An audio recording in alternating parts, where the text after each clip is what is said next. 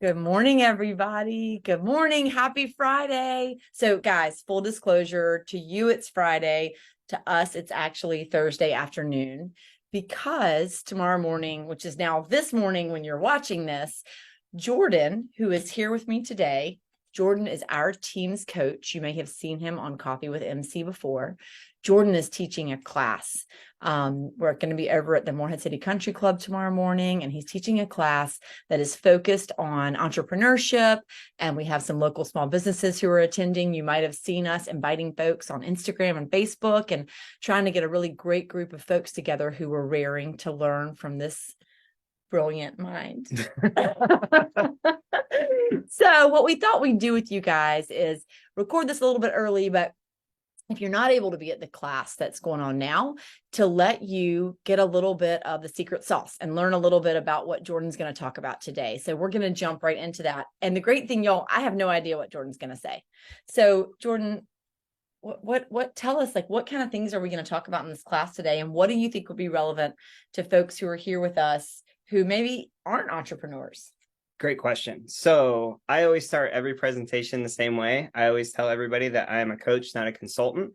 And the difference is that consultants are people you pay for information. Coaches are people that you pay to ask you questions. And so tomorrow I'm going to go through the 5 questions of the entrepreneurial mindset. But one I'd like to share with you all today, regardless of if you're an entrepreneur or not, is do your willings equal your wants?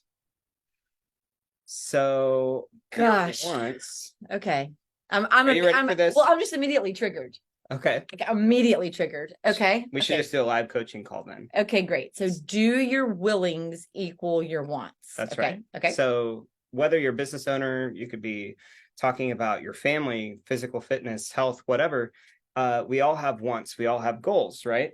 And whatever it is that you want, there's a certain lifestyle that you have to be willing to live in order to get it.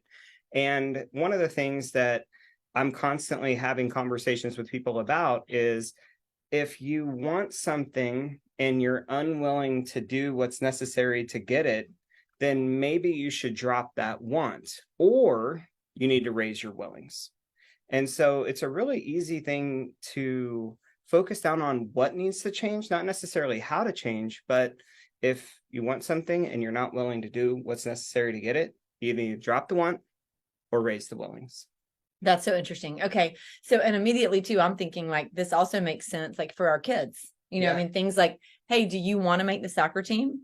Right. Well, are you willing to put in the work that it's going to take to get there? Let's be really clear about what that looks like. And then you can decide. But I think that this really helps people process things and figure out what it is that they are willing to do in order to get there and what they're not, more importantly, right? That's right. Because what I tell people all the time is that if you really want something and you're willing to do what's necessary to get it, you'll find a way. So like the path to success is want, willing, way. If you want something and you're unwilling to do what's necessary to get there, you're going to find a war. So it's want, unwilling, war. And that's the inner civil war that's created between wanting something and not being willing to do what's necessary to get it. So in an ideal world, let's say that you're coaching somebody and you identify or help them identify that their willings don't match their wants, that they're actually not willing to do what it takes to reach whatever this goal is. Mm-hmm. Is it that you help them recalibrate their goal to something that matches their willings? Yeah. And really, I mean, at that point, I'm probably going to go to, where did you get this want in the first place? Because this is clearly something that you're not meant to have.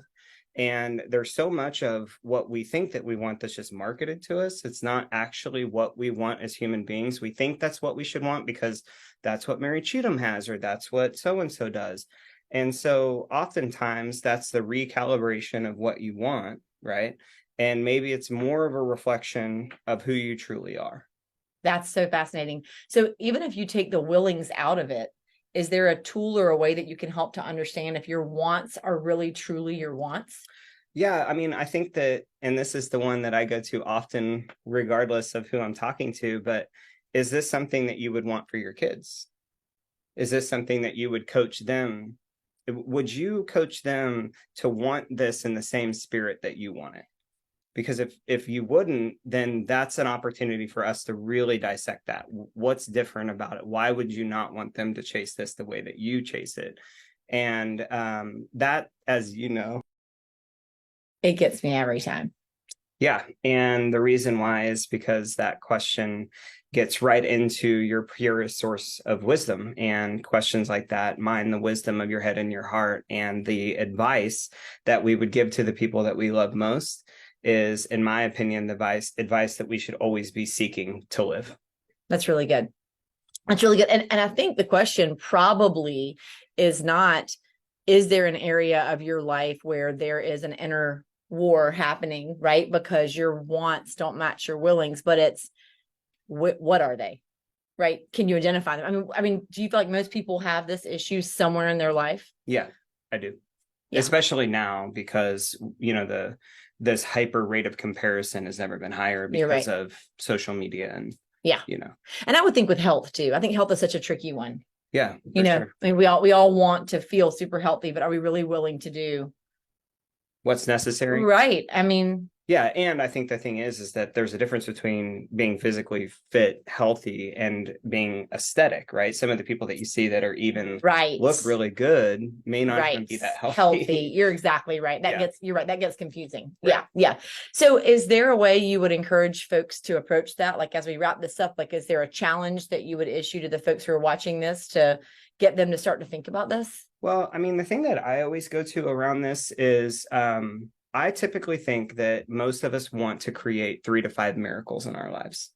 Like, if I say to you, what are the 3 to 5 things that you want to create that would make you feel like your life was fun, your life was fulfilling, and your life was one of freedom? Like, what are just, if you could only create 3 to 5 miracles, what would they be?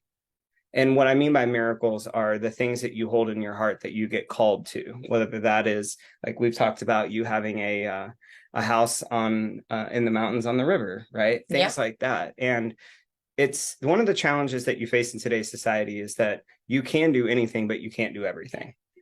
And so you are going to have to narrow your focus. And so if you could only create one miracle, which one would it be? If you can only create one more, which one would it be? And really narrow your focus to 3, no more than 5, and then analyze those wants. And are you willing to do what it takes to make it happen? And once you know that you want it from a pure intention, am I willing to do what it takes to make that happen? Man, that's so good. That's so good. I thought you were going to say, talking about having some sort of a school for girls or a training for little girls and that kind of thing, which interesting when you said that. It's so funny, like the kind of the way that your body responds to the things that you're saying. Like, I think that's such an important thing to stop and say, is this something I really want? Yeah.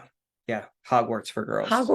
That's exactly right. Yeah. Man. Okay. This is really good, Jordan. Thank you very much. Thanks. And so as we wrap up, I'm sorry that Mag is not here to ask you the final question, but can you tell us what is saving your life right now? I can tell you what's saving my life today. It was sitting in the ocean here in Carteret County with both of my girls, and we fought the waves, and it was super fun. And if you're from Kansas, that's a really big deal. So, well, I think we can all agree that the answer is that Jordan should move from Kansas to Carteret County. You know, MC, you're smart. I know that I'm talking to the wrong Freed. I'm going to talk to your third girl. That's right. Your adult girl. Rochelle. Exactly right. She's the decision maker. I'm on it. I think Meg would be behind that decision. That's exactly right. We're all behind it. That's exactly right. Well, I think that what's saving my life is having all 4 Freeds here in town. I'm really excited about all the learning that we're going to do tomorrow/today. And hope that this conversation has got you guys thinking, like it's gotten me thinking, man, I don't know, a lot to ponder and a lot to consider. And I'm excited to have that opportunity to think it over and to kind of recalibrate things internally. So thanks for that challenge. Yeah, my pleasure. Thanks, everybody. Have a great weekend. Bye-bye. Bye.